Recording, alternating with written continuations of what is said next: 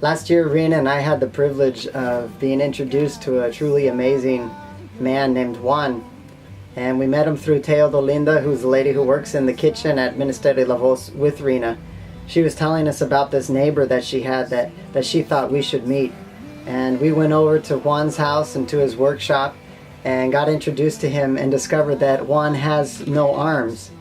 And his story is he went to the States as an illegal immigrant 19 years ago when he was a young man, but never made it. He suffered an accident in Mexico, and he doesn't remember anything that happened. He woke up in a hospital, and someone who had attacked him and had cut his arms off and with a machete, and they had cut his forehead in half with the machete, trying to kill him. And he miraculously survived. God spared his life, and he spent several months in Mexico in a hospital all alone doing recovery. There was no way to contact his family here in Honduras to let anybody know what was going on with him.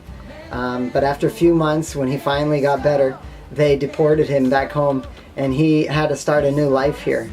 If you talk to Juan today, he's very prideful about the fact that he can work, and he has a drive to work and a will to support himself, and he's becoming a very accomplished carpenter.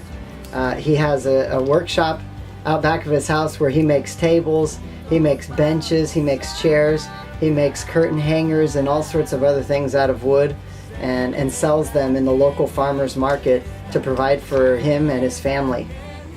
The last few weeks we were hearing from Linda that Juan was struggling. He wasn't able to work, and he was having some trouble, and he needed some provisions. So we were able through the ministry to provide him with several times with some food.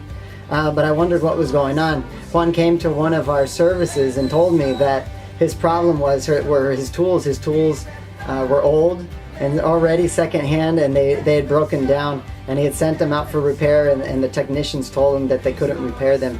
He needed a skill saw and he needed a jigsaw, and those were the two principal tools he would use, and he wasn't able to do anything. So because of some funding and generous support for Cocal, Gracias, Rena and I thought we can definitely step in and help, and this guy deserves any help that we could throw his way.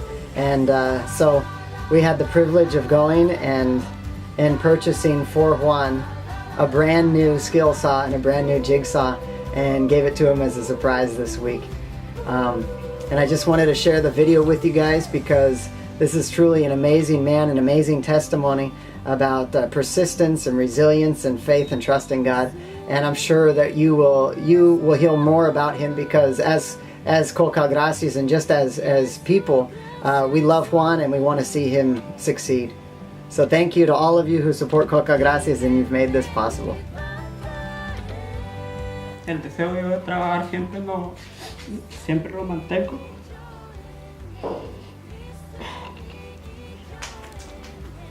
Pero últimamente por la necesidad del dinero me he quedado sin herramientas. Ya, ¿no? Y como les digo, gracias a Dios y gracias a ustedes por este gran detalle que me están haciendo, porque para mí es algo muy importante.